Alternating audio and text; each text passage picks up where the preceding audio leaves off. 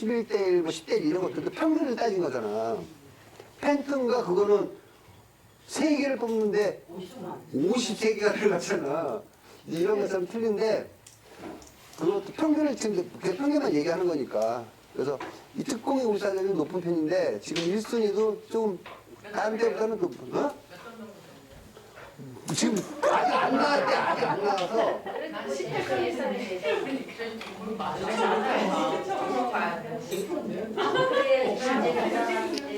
자, 뚜껑 열어봐요. 근데 내가 평균 점수를 물어본 게, 이제 평균 점수에 따라서 우리가 아까도 이제 평균 몇 대 몇이냐, 그게 이제 중요했잖아.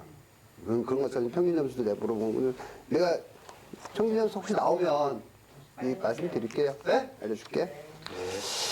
자, 여러분, 그 KB, 2021년 K 부동산 보고서 내가 살짝 뽑아서 여러분 해드렸습니다. 나는데, 여기 보시면 내가 아까 뭐라 그랬어요? 그 2008년 1997년 외환위기, 2008년 금융위기, 2020년 코로나 위기잖아요.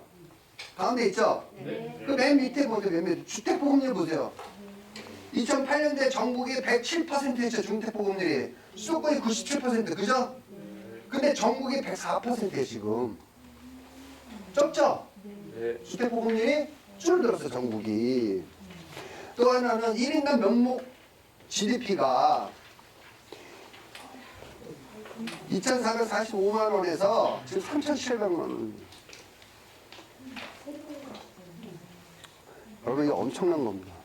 그 다음에 1인당 소득이 24,000불에서 무슨 3,736만 원 이렇게 되죠. 이게 뭐냐면, 근데 가계부채는 한 6% 늘었는데, 여러분, 제가 저번 주 제가 한국금융 얘기가 우리나라 부채가 지금 80%라고 했잖아요. 다 갚을 수 있는 능력이 되는 80%인 거야. 여러분, 내가 빚이 아무리 많아도요, 빚이 많아도 갚을 능력이 되면요, 빚이 많은 게 내 자산 불리는데 더 좋은 거예요. 내가 한 달에 100만 원 버는 사람이 50만 원씩 이자를 내거나 50% 넘어가잖아. 그건 위험한 건데, 내가 1,000만 원 버는 사람은 100만 원 넣는데 아무것도 아니거든. 이해 가시죠? 근데 지금의 우리나라가 이게 부채율이 80%가 돼도 부동산 상승이나 자산 이런 거 봤을 때, 지금 왜 그러냐면, 지금 15억이고 9억이고 대출 안 해주잖아. 대출이 이렇게 타이트한 게 지금 굉장히 막 우리나라가 제일 세거든요. 대출 안 해주는 게. 근데도 늘어났잖아. 그만큼 유동자금이 풍부해지고 자산이 늘어났다는 얘기야. 그래서 하나도 걱정 안 해도 되는 부채라고 얘기를 하더라고. 근데 정부에서는 부채 많아서 난리 났다고 얘기하는 거지. DSR에 적용된 그런. 그러니까 DS까지 적용시켜버리는 거니까 대출 안 해주는 거야, 지금. 진짜 안 해주는 거야, 대출. 그래서. 근데 이제 실질적인 자산을 봤을 땐 그렇지 않다. 여러분들, 한 달에 200만 원 버는 사람하고, 한 달에 500만 원 버는 사람하고, 소비 성향이 누가 더 클 것 같아요? 그게 우리가 또 경제학적으로 보는 겁니다. 500만 원 사람이 더 많이 지출을 하겠는데 율로 보면 적겠죠. 소비성이라는 게요, 200만 원 버는 사람이 소비성이 훨씬 큰 거예요. 율로 보면. 소비성이. 100만 원 다 써면 100%고 500을 다 써야 100%니까. 자, 1,000만 원 버는 사람이, 1,000만 원 버는 사람과 200만 원 버는 비교를 해볼게요. 200만 원 버는 사람은 200을 다 쓰잖아요. 그 소비 성장률이 100%인 거야. 근데 1,000만 원 버는 사람이 200을 써도 20%밖에 안 되는 거야. 그러니까 돈 많이 쓰는 사람들, 돈 많이 버니까 그만큼 쓰는 건데, 자기의 자산 구축하는 데는, 그 소비율이 돈 못 버는 사람이 더 높은 거예요. 그래서 더 못 사는 거죠. 그게 자본주의 국가란 말이에요. 근데 그거를 비교를 했을 때에 20조 다 써야 돼. 누가요? 20조. 아, 이건 자, 그래서 이 가계부채가 6% 늘어났지만 요 위에 또 보셔야 돼요. 1인당 총소득 있죠?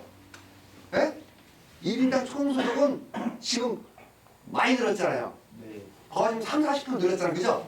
30% 늘었죠? 근데 가계부채는 6%밖에 안 늘었죠. 이걸 보는 거야. 자, 가계부채는 6%밖에 안 늘었잖아. 예. 그런데 1인당 총소득은 지금 거의 3분의 1 정도 늘었잖아요. 그죠? 소득이. 그죠? 이렇게 해서 이런 걸 가지고 지금 부채가 80% 늘어났어도 안전하다 이렇게 보는 거예요. 자, 이것을 여러분한테 왜 나눠주냐면 주택보급률이 107%하고 104%지만 줄었어요. 주택보급률이. 주택보급률이 이렇게 줄어든 이유는 뭐냐면 1인 가구, 2인 가구가 적극적으로 늘어났고 그래서 주택이 모자라다는 거야. 그리고 또 하나는 이렇게 소득이 많다 보니까 유동자금이 많아. 다는 얘기예요. 유동자금이 많으면 뭐야? 자산이 올라갈 수밖에 없다. 그러다 보니까 어떻게 돼? 자, 2배 부동산 가격이 우리가 수도권 광역지역 2배가 다 뛰었잖아요. 우리 비규제 지역, 우리 구치 아파트만 아직 안 뛰었을 뿐이지. 그죠? 그 뛸 여지가 있는 상황에서 이제는 유동자금이 있긴 있는데 그거를 부동산에 하자니 그렇고 하니까 지금 어디에 주식 쏟아붓고 있죠. 그래서 지금 국민의힘하고 민주당하고 3월달인가 4월달에 공매도를 갖다가 계속 하느냐 마느냐 싸우고 있잖아.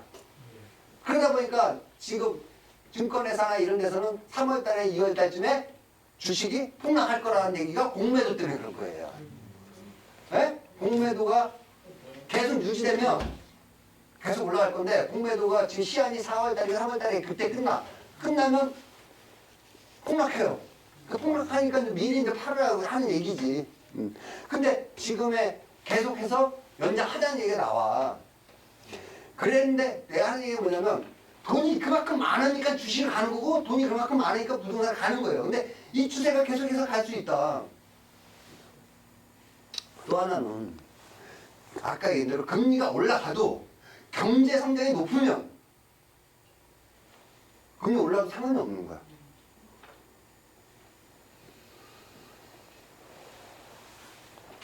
우리는 조금 금리나 경제 성장 이런 것도 보고 크게 보고 우리가 좀 가야 되지 않냐라는 생각을 하는 겁니다. 자, 그리고 또 한 장 넘기면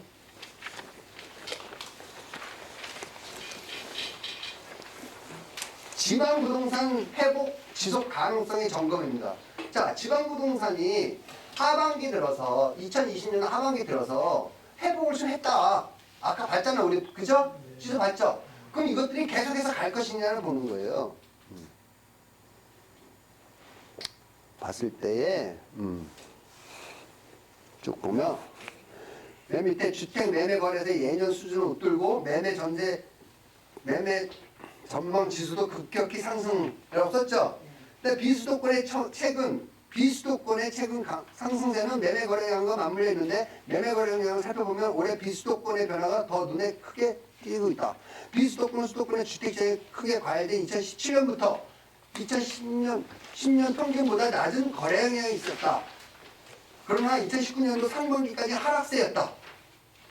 우리가 주변에 보면 다 나와. 그래서 역대 최저치로 거래량이 기록됐다. 2019년도에. 그러나 2019년도 하반기에서부터 살짝 움직이기 시작했단 말이에요. 거래량이 반등하기 시작했고 5대 광역시 26,000호 기타 지방 27,000호에 증가하며 최근 10년 이내 가장 높은 거래량을 기록했다. 요즘 하반기 들어서 이래 얘기해요. 그래서 여기 쭉 보시면 여러분 집에 가서 한번 읽어보시면 비규제 지역이 올라갈 확률이 계속해서 보이고 있다는 얘기예요.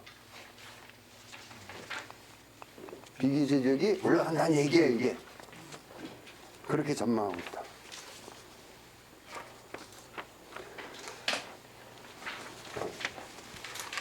그리고 26페이지 지역별 시장에서 가장 중요한 변수는 공급량.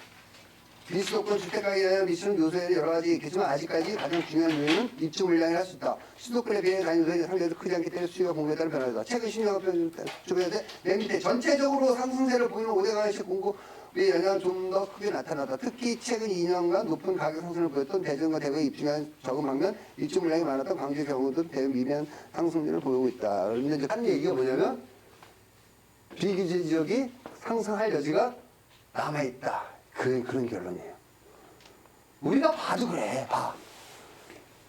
전부 다 올라가는데 30% 남아있는 우리 비주지역에서 지금의 3개월, 4개월, 5개월 만에 신규 아파트들은 2배 뛰었잖아.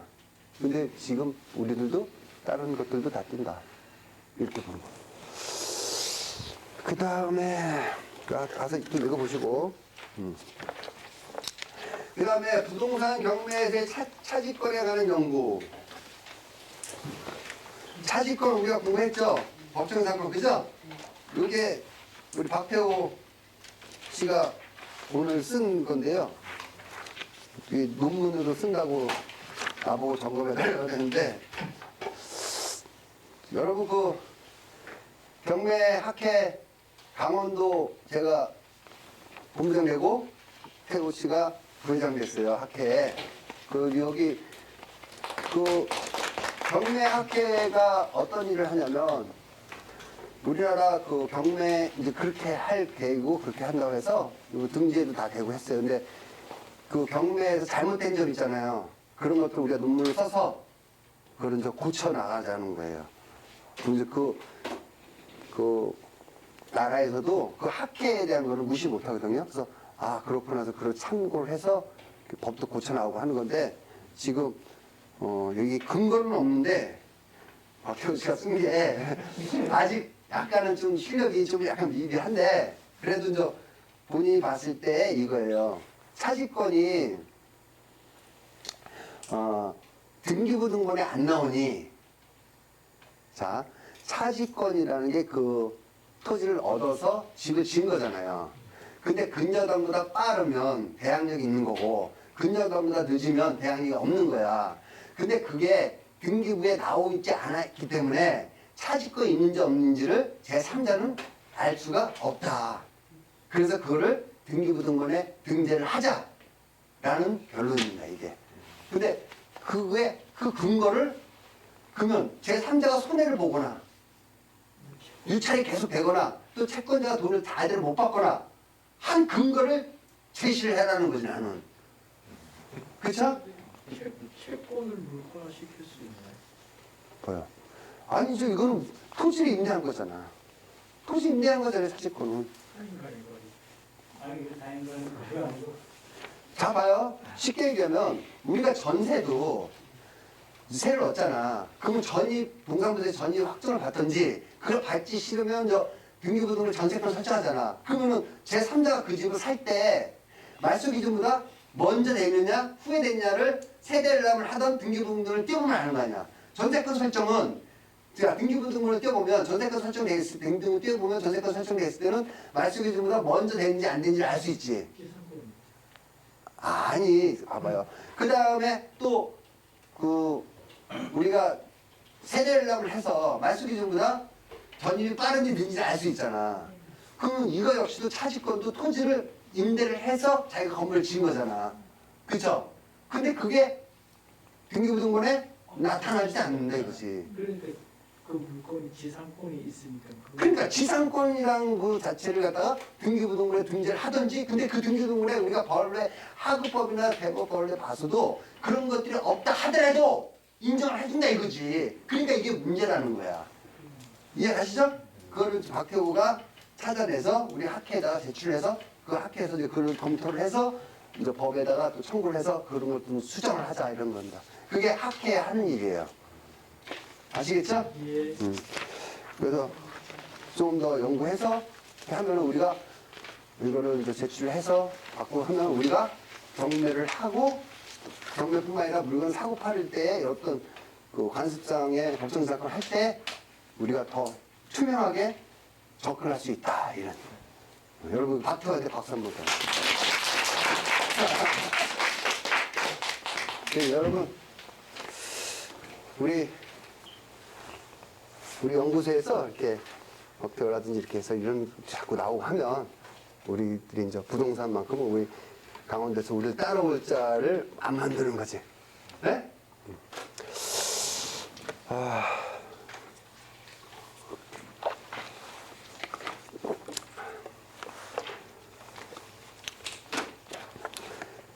다음에 20장 뒤에 또 나눠드린 거.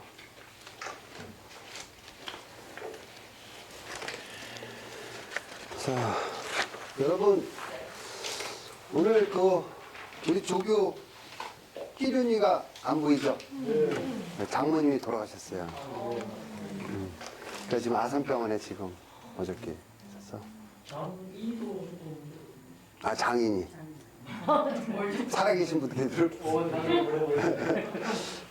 돌아가셔서 지금 거기 있습니다. 그 친구가 작년 말에는 아버님 돌아가시고 연타로 1년에 한 번씩 저기 하네. 자, 그래서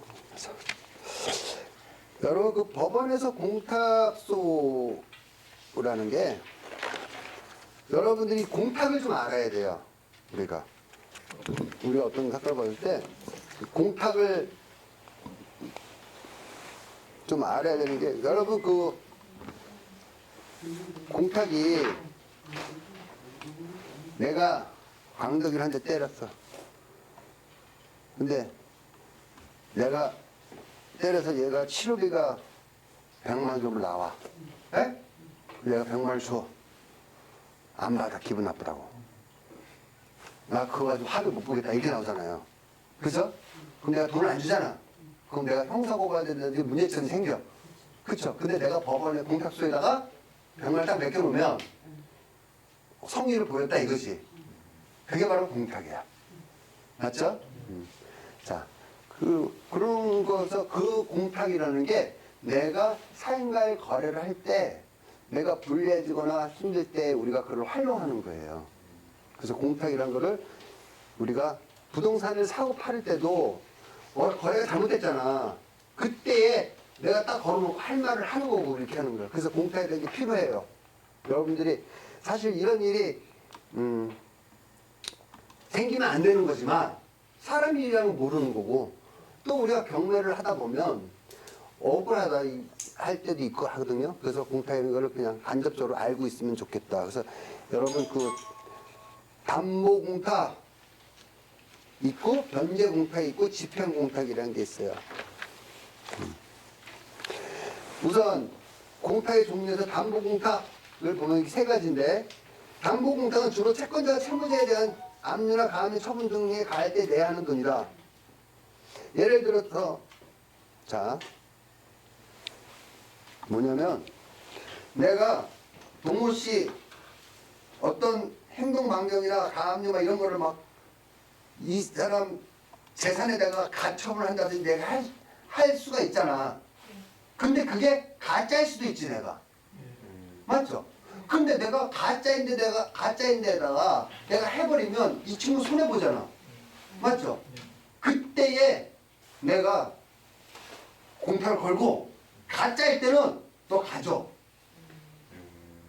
쉽게 얘기하면 네가 손해봤잖아. 내가 가짜인 걸 가지고 내가 가처분을 해놨으니까 네 손해봤잖아. 그러니까 가져라 라는 게 일종의 그렇게 생각하면 돼. 그게 바로 담보물에 대한 공탁이라 생각하시면 돼요. 아시겠죠? 그러니까 내가 뭐 이 친구 부동산에다가 가처분 내가 딱 하나 어떤 뭐 그걸 가짜 소리를 만든다든지 뭐 할 수 있잖아. 그래가지고 그거를 법원에서는 못 믿으니까 너 이거 맞아? 새끼야? 맞아? 그럼 너 공탁 걸어놔. 만약에 이게 가짜라면 이 주인한테 배상해줘야 될 거 아니야? 그죠? 그게 바로 담보. 그 다음에 변제공탁. 앞에서는 채권자가 채권자 돈 받을 사람이잖아. 채권자가 채무자의 감정을 가처분에 대한 대가로 공탁소에 재산을 맡겨두는 상황이었는데, 근데 법원에 공탁소라는 게 따로 있어요. 그래서 반대로 채무자가 채무자에 주지 못한 돈을 공탁소에 맡겨두는 것을 변제공탁이라 한다. 자, 내가 여러분한테 가등기 얘기했을 때, 담보가등기 얘기를 했을 때, 기초반에서 했을 때, 자동차 에쿠스를 맡겼는데, 이 새끼가 돈을 안 받는다. 일요일날 뭐 몇 시까지 돈을 안 갚으면 이 차를 내가 가져오기로 했잖아. 자, 봐요. 내가 1억짜리 에쿠스를 맡겼는데, 그리고 5천만 원을 빌려왔는데, 네가 8월 15일까지 안 가져오면 이 차는 내 차다. 라고 한다고 그랬죠. 사채업자들이. 그죠? 근데 8월 15일날 5천만 원을 가지고 가서 차를 가지러 갔더니 이놈이 없어. 그러면 16일 되면 그 차는 뺏기는 거잖아. 맞죠? 그래서 그때에 이름이 없기 때문에 공평소에다가 내가 5천을 맡기고 그놈 나타나면 차를 가져오는 거야. 근데 공탁소에 안 맡기면 차 뺏겨버리잖아. 그게 바로 변제공탁이다. 이렇게. 그쵸? 그런 식으로 또 쓰는 거야. 다음 한정강의는 집행공탁. A는 B에게 500만 원을 빌려주었습니다. 그런데 A는 C로부터 500만 원을 빌리고 아직 갚지 않은 상태이죠. 결국 C는 A로부터 500만 원을 돌려받기 위해 B가 A에게 주기로 한 500만 원을 본인이 대신 받기로 합니다. 이런 경우 채무자의 C 채권자는 누굴까요? 그래서 B의 입장에서 500만 원. 이것도 뭐냐면 사인 붙었어. 집행 하고 하는데 사인 붙고만 해가지고 그 돈을 주거니 받거니 이렇게 해야 되는데 뭐 서로 안 받는다고 서로 막 난리 났잖아. 그때 맡겨놓고 싸워보자 이런 식이야. 이해가시죠? 그러니까 잘잘못을 따지는데 그거에 대한 그거를 딱 돈을 걸어놓고 우리 셋이 싸우는데 돈 걸어놓고 셋이 싸우자는 거야. 그래서 이 자리를 가져가자 이거야. 그게 집행공탁이야. 쉽게 얘기하면. 수업 중입니다.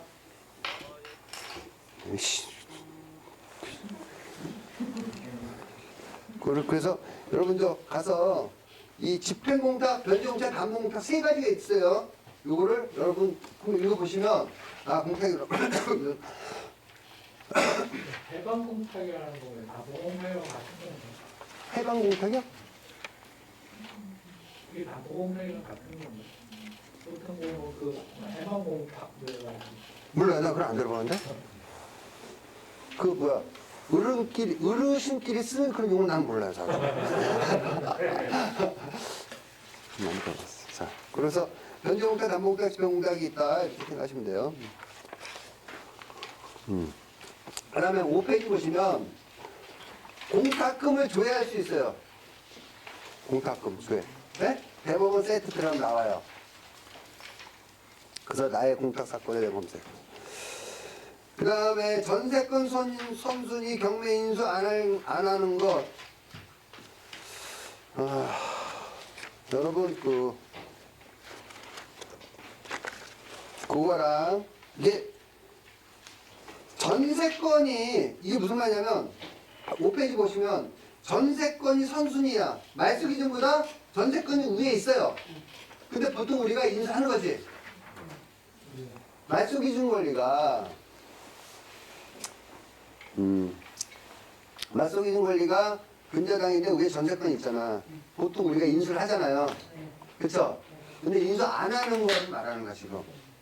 전세권 인수하는 것과 안 하는 거. 그 다음에 거기 뭐 예를 들어서 뭐 2019 타경도 그런 게 있었다. 근데 우리가 이제 사이트에 뭐 구독션이라는 데 보면 인수라고 써 있어요. 근데 결국 그게 인수하는 게 아니라는 거야. 그런 물건이 있고, 그 다음에 또 인수하는 게 있고, 그 다음에 9페이지 보면 선순위 가등기 경매 물건에 대한 대처법. 자, 우리가 저합 당경전에서 저합 당경전에서 가등기가 그 매매 가등기 뭐 이런 거 있잖아요. 그런 것들은 말소 기준 권리가 아니잖아. 근데 그런 게 위에 있어. 근데 그거를 우리가 만약에 국민은행에서 4월 1일 날 있는데 그 부동산을 광덕이가 매매 가등기를 3월 1일 날 먼저 때려놨어. 그러면 내가 낙찰받아도 광덕이한테 뺏기겠죠? 맞죠? 근데 안 뺏기는 가등기가 있다. 그 얘기예요. 에? 그런 게 있어. 근데 이 가등기가, 가등기 입전자가 광덕이야. 그리고 자기 집이야. 그러면 안 되지.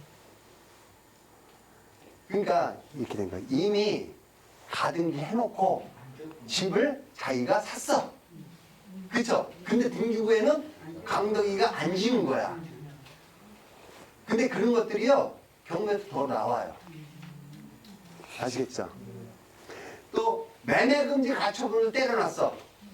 근데 나중에 봤더니 매매금지 가처분 때려놓고 안 지우고 자기가 그 집을 샀어. 이런 것들이 있다. 여러분들이 그 찾아보면 선순위 가등기 가처분들이 있는데 그런 물건들이 있다. 그런 내용들이 그런 얘기고요. 근데 도대체 이렇게 내가 딱 예전에 집에 가서 이렇게 쭉 읽어보면 좋은데 안 읽어보니까 그 다음에 11페이지 보면 내가 빨간 게 써놔서 11페이지 보시면 말소 기준 관리보다 늦어도 인수하는 경우 말소 기준보다 늦는데도 인수를 하는 게 있단 말이야. 조심해야 되겠죠? 자, 예를 들면 이런 거죠. 특히 법정상권 같은 경우도 자, 내가 말소 기준보다 늦는 건데 건물만 낙찰받았어. 에? 예고 등기가 똑같아요. 건물만 낙찰받았는데 말소 기준보다 밑에 있는 그 권리에 뭐가 있었냐면 건물을 철거하기로 한 그 등기가 된 게 있어. 가처분이. 에? 근데 근데 여러분 이거만 아세요. 우리 건물만 났을 때 잘 봐, 안 봐? 절대 보지 마. 근데 만에 하나 건물을 입찰을 받는데 그 건물이 말소기준보다 뒤에 철거하는 그 등기가 돼 있잖아. 그건 철거 당해요. 말소기준보다 뒤에 있어도. 이해하시죠? 그래서 안 돼. 이제 그런 얘기고요. 그 다음에 13페이지 보면 세법입니다. 세법. 부동산 세금 개정법 내가 다 뽑아놨어요. 종합부동산세율이 2021년 6월부터 보유금부터 적용된다.